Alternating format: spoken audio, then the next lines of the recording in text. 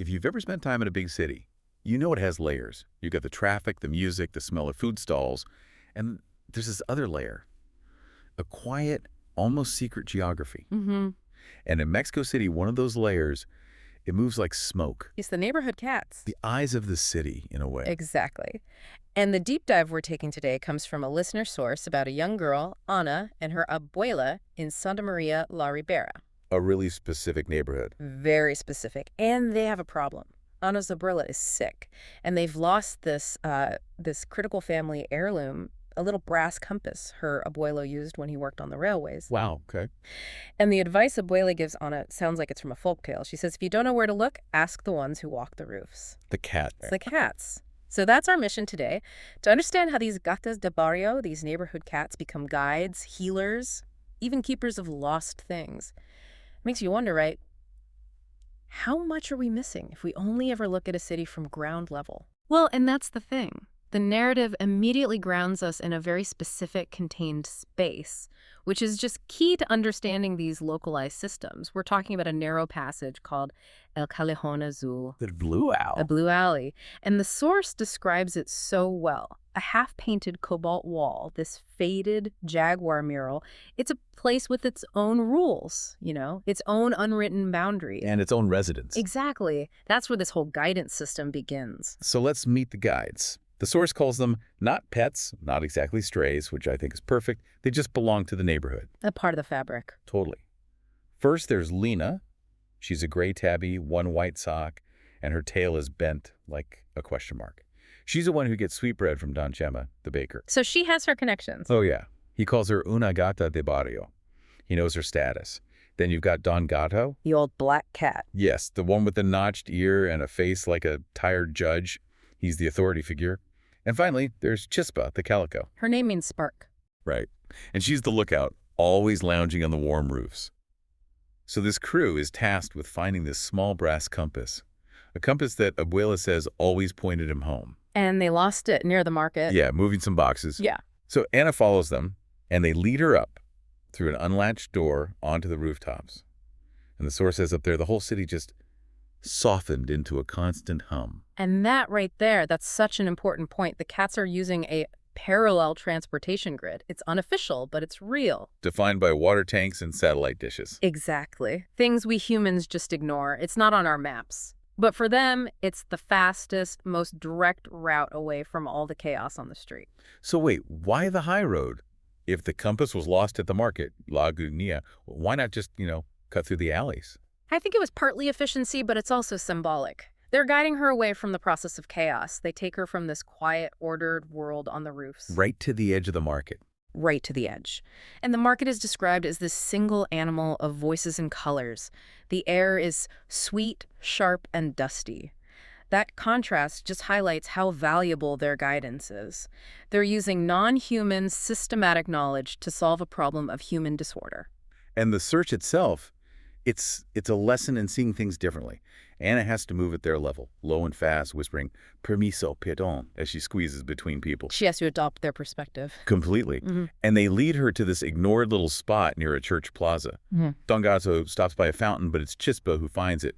She's pawing at a crack between two stones. And that's it. That's it. Anna kneels down, pushes a gum wrapper aside, and there it is, the compass. And in that moment, the source says all the market noise just drained away.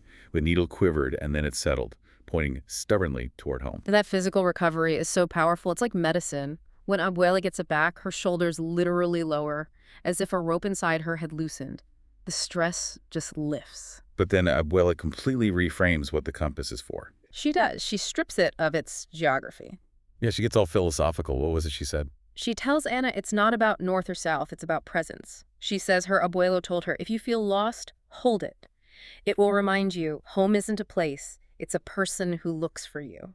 Wow. And that is the real treasure they retrieved. Not just the object, but the wisdom it carries.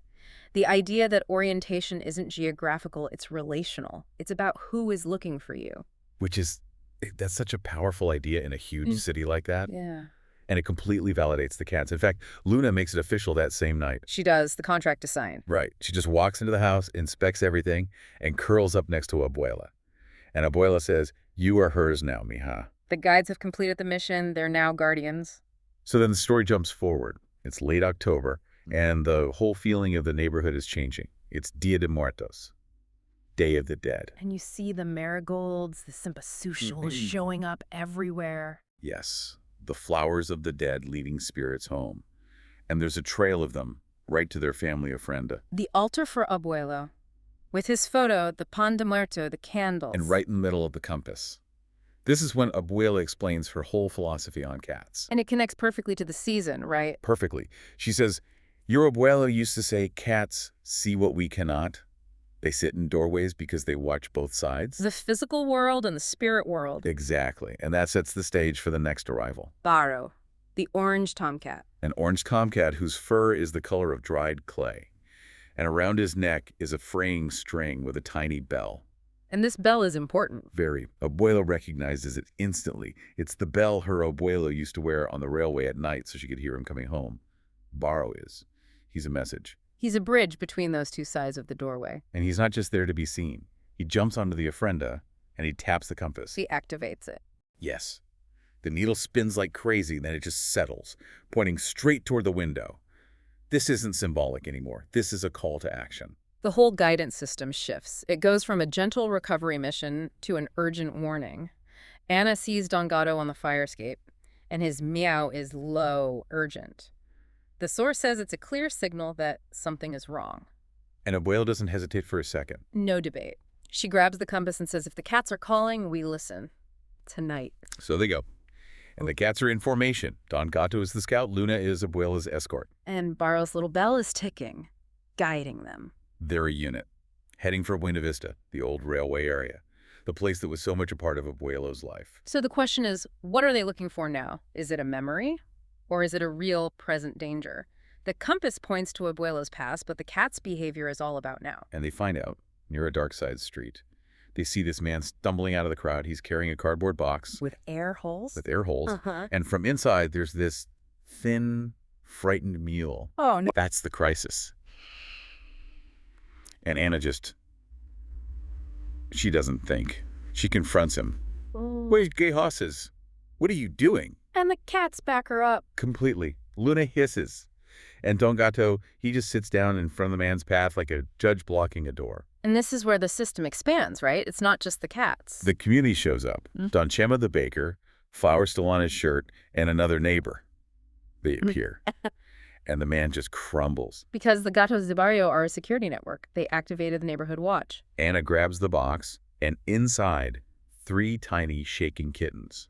So they've done this rescue, but the compass, it's not done. It's still pointing them forward. To the final destination. To a rusted bench at Buena Vista Station, the exact bench where Abuelo used to wait for his night trains. So they followed the guides to recover a symbol, then they followed them to save lives. But the anchor, the compass, it still needed that final closure. Abuela sits on the bench and she just whispers, Viejo, if you are here, I am here too.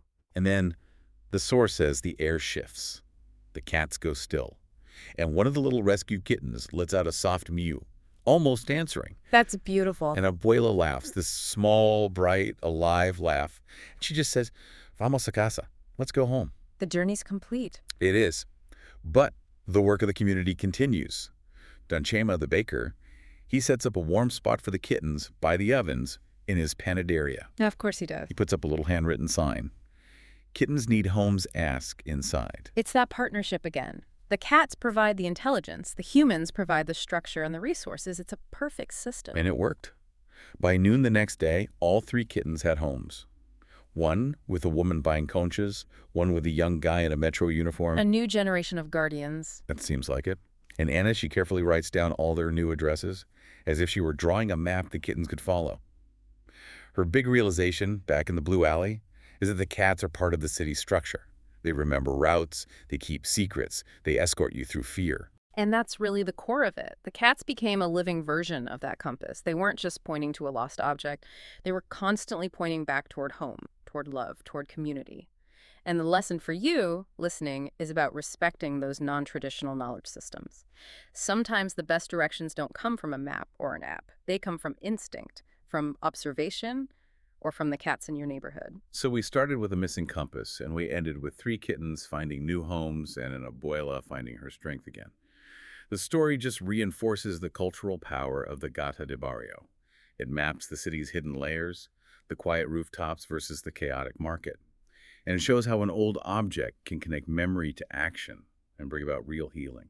So that leaves a question for you to think about. If cats really do sit in doorways watching both sides, the seen and the unseen, what other subtle guides might be in your own life? What quiet systems are you ignoring because they don't fit into your schedule or they don't show up on a spreadsheet? What are the quiet layers of your own neighborhood that might be holding the knowledge you actually need?